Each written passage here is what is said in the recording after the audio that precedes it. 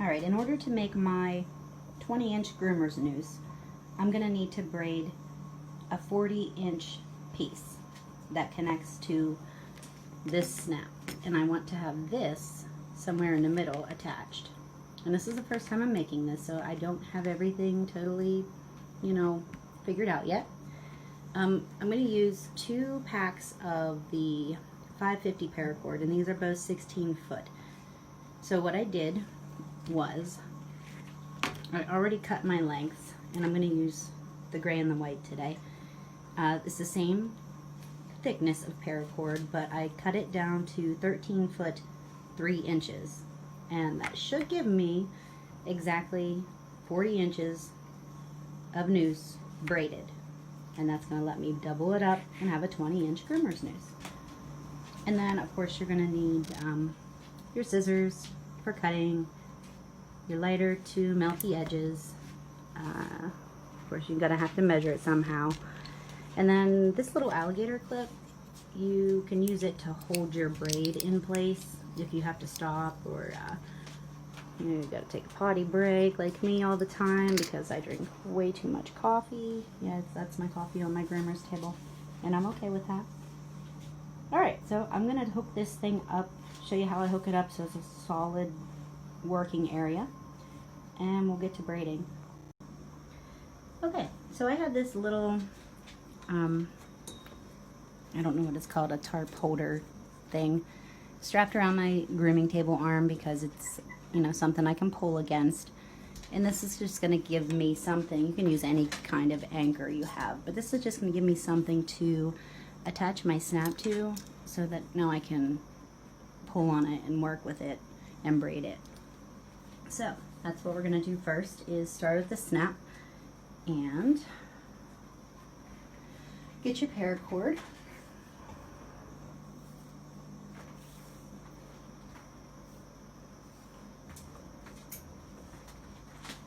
And you're going to thread both pieces through the end of your snap and make the ends even. So your middle of your, each of your loops is attached to your snap. That's one.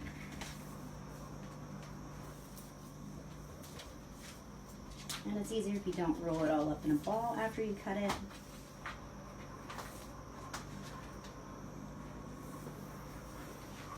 Run it all the way through till the ends are even. Okay. So they're both on here, and I've never done this knot before, so I'm sorry. Bear with me. It may take me a while to get this, but maybe you'll be able to see, you know, what it's like when you have no clue what you're doing.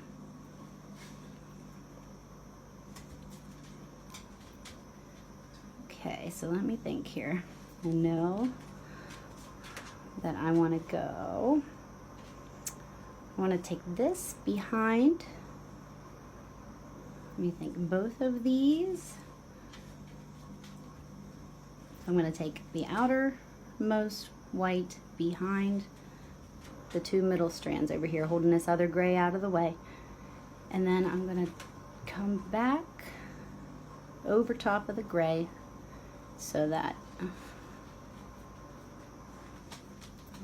be careful you don't move your paracord too much, or your ends will be uneven, but that's what we're going for there, is to get the outside one behind, back over, and to the inside of its same color.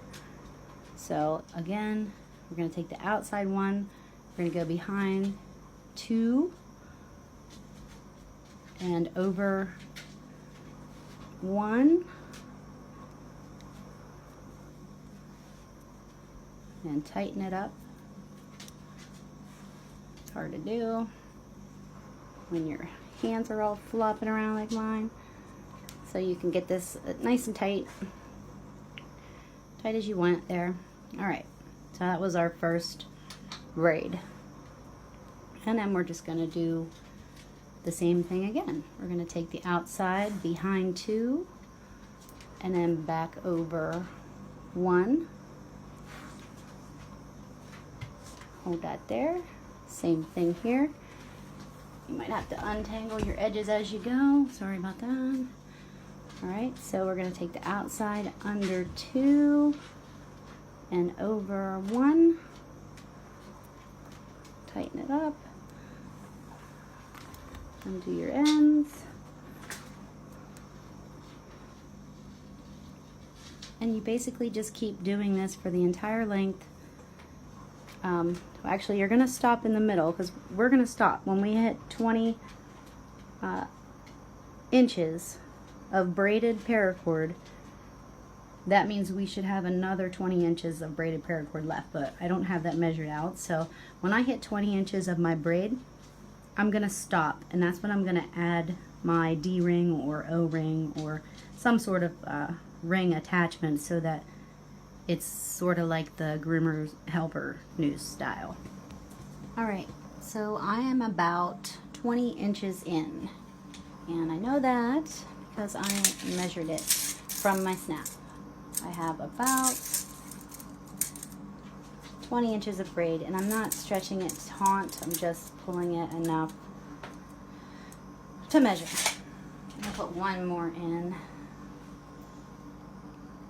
If I can remember where I'm at here. Okay, and then I'm going to attempt to put this D-ring in, and you can use an O-ring, which would probably be a lot better. This is all I have on hand, and this is kind of like a prototype, so we're going to give it a go. This isn't the strongest thing, so it may not last, but if you have a stronger O-ring, like a welded O-ring, that would be better to use, obviously, than this. But the center, put it through one of your sets, and that should work. All right, so the white one was the last one that we tied, so we're going to try this with the ring on and tie the gray one around it. So keeping the ring up, I'm going to take my gray under 2 and over 1. All right, so we locked it in there. All right, just try. I'll just keep going and see what happens. So we're going to go with the white under 2 over 1. I'm going to take my clippy and just taking 2 of the strands, I can hold it tight so that it doesn't unravel. I'm not going to let go of it because I feel like I'm not going to remember where I'm at. All right, see, I think this would definitely be better with an O-ring. This is gonna bend, so if I get a big dog pulling on that, it's just gonna bend. So obviously all the tension's gonna go here and it's gonna open. So get yourself a welded O-ring, something a lot stronger that's like already on a dog collar type of thing. But anyway, that would be how you would attach it, and it ain't going nowhere. That is in there. All right, and then I'm just going to continue on braiding the same exact braid until I get another 20 inches, and then I should be right about the end. Okay, so we're there. We got 20 inches of paracord, and I have it clamped off again so I don't lose my braid, but we've got 20 inches on both sides of our ring, which is what we want, so 40 altogether, and that's what I was going for. All right, so we would start here, just have your end of your braid end up top so that you can loop your pieces right over the clasp.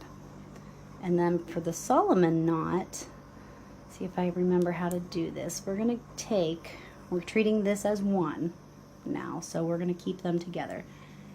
And we are going to, I think we go behind. Do we go behind and up through? No, we go under here and then through the loop with our other color. And that will start our Solomon knot. So now I took my gray pieces behind I'm just trying to tighten it up here a little bit. So we're going to do that again. I'm going to take the gray pieces, make a loop out to the side, and cross it behind my main braids here. That's my middle section. I'm going to cross that behind there. Then I need to go under those and through my gray loop again. And then pull this tight. And it's not super tight up here, but that's all right. I said it's not really that pretty, but okay, we're gonna go again with this loop and then behind, over, and through with this one. Tighten it down.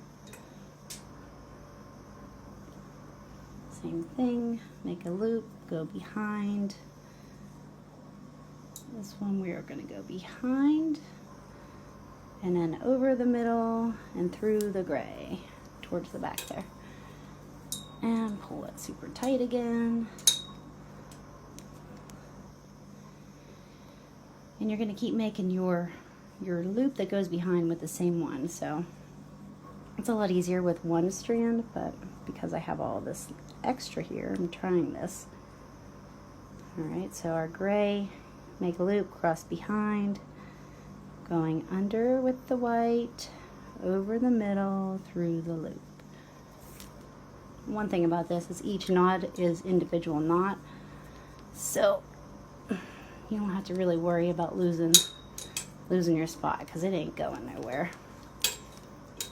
And now you can braid this down as far as you want. So I'm going to go a couple more times here. And I'm not like this great paracord worker, so I keep having to think what I'm doing. Each one I have to look at. It's not like I just automatically know how to do it.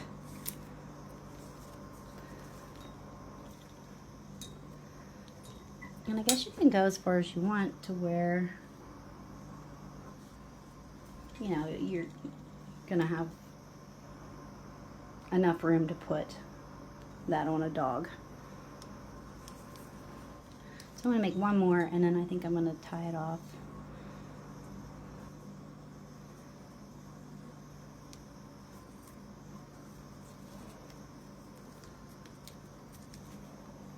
All right, cinching that down.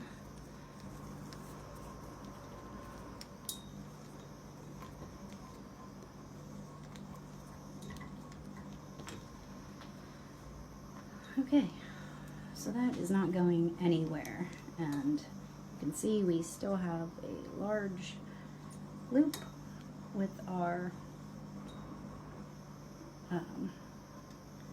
in this case, D-ring at the end that I don't like.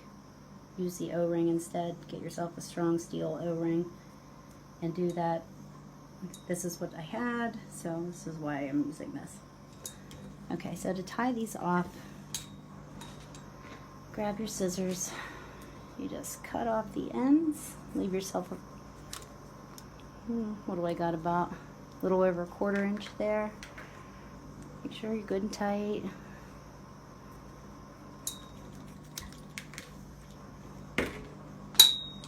Now get your lighter.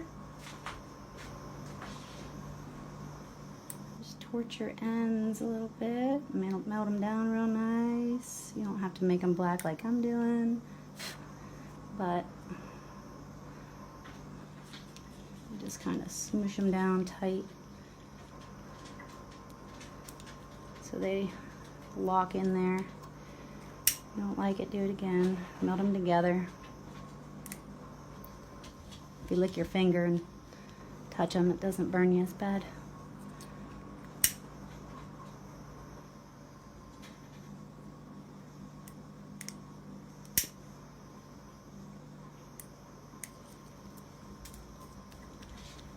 Smoosh them down.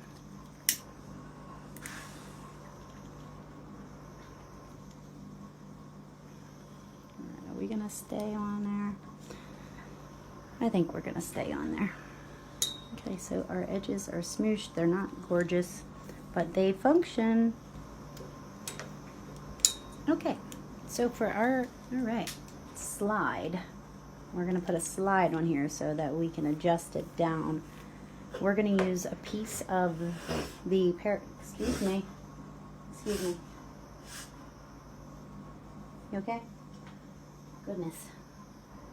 We're gonna use the piece of the paracord that we cut off in the beginning when we made it 13 feet 3 inches, so we had a little piece left.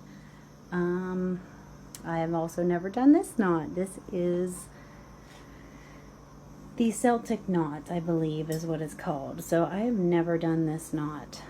We're gonna start in the middle because I don't know what I'm gonna have, but we're gonna make just a normal loop, just cross it over itself, and then I'm going to do that again.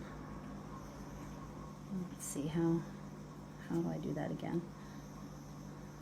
Like this, maybe? Yeah, so 2 loops. And I'm just trying this. So I got 2 loops up here. And with this first pass, I'm gonna weave one end through all of these loops. I go over the first one, under the second one, over the third, and under the last. And then I don't pull it tight, and I'm going to come around with that same piece and make another pass going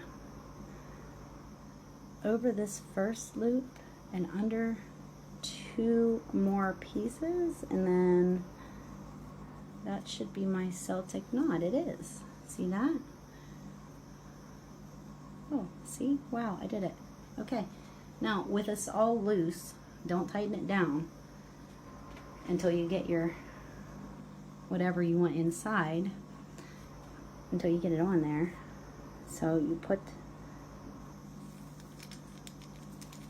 your knot around. Let me tuck this back up so I have some leverage here. Put that shit down here a little bit. Alright, so now I have my noose through the center, and I'm just gonna tighten these up around it. Just pulling each one a little bit at a time, and you're gonna have extra. I'm gonna pull it a little bit tight here, but you are gonna have extra here that you have to work out. So I am going to work that out by following where it's coming from. So here,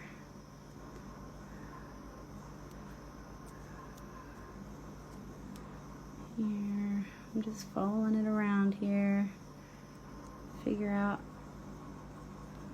where to pull. Alright, we'll just do it this way. Just keep pulling it through and tightening it up, and I'm gonna get to the end at some point.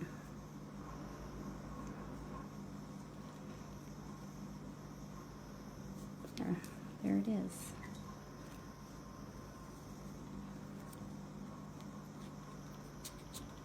Okay, so give it a test run, and that is snug. Okay, so my slide's on and it works really good. It's nice and snug. It does its job. I can adjust it down to make it a smaller noose for a small dog. Adjust it up for a large dog. But the only thing I don't like about where it ended here is that my paracord is coming from the inside, so it's always going to be sliding. So what I'm going to do is just tuck it under one of these outside pieces. So I'm going to get my needle nose plier here, and I'm going to stick that underneath this little loop and see if I can't grab this and just feed it down through. And all that is going to do is give me an outside, and I got it all dirty with my needle nose. Ew. Okay. So now I'm just going to snip this baby off. One. And this one's already coming out on an outside, so I'm cool with that. I'm gonna snip it off. Don't mess around with it too much until you get it secure, so you don't lose your Celtic knot. See, like I might have messed it up there. But this is a prototype, so if it don't last, I'll tie a new one. No big deal. Moosh it down nice and big. Big mushroom head on that. Can you even see it? There you go. And maybe, just maybe, that won't come off. I'll try it out, use it a couple days, see what happens. If it comes off, I'll revisit. Mushroom that out good. Don't burn yourself. It's very hot, obviously. Okay, and the constant maneuvering of this is probably going to loosen these up, I would say, because I totally messed up my knot in the back here somehow. There's a couple other knots that you can make that might be better. I'm not sure. Maybe it'll last too. I don't know. It's not very pretty. It's a little burnt now and dirty, but for the most part, I've now got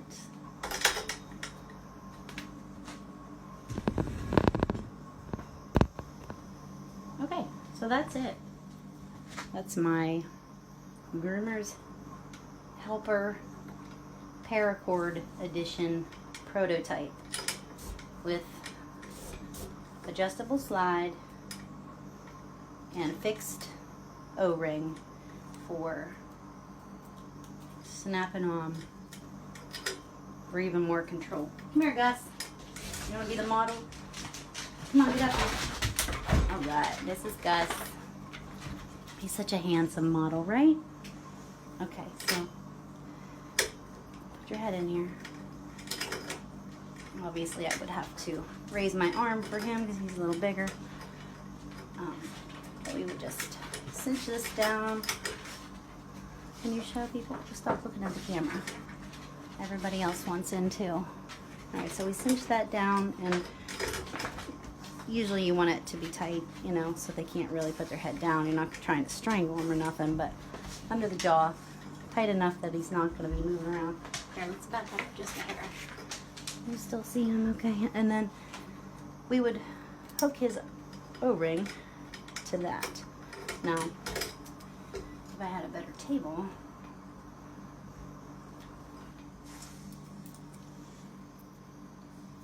now they've got a 2-point restraint. What do you think? Do you like it? Huh? Do you like it? No? Do you like it? Well, don't be pulling on it. He's pretty strong. I mean, he's a strong dog. Tell everybody you like it. Tell him. Okay. All right. All right. Stop fighting. Here, want some cheese? All right. Look like you're hanging here. Trust me, he's not. He's got slack.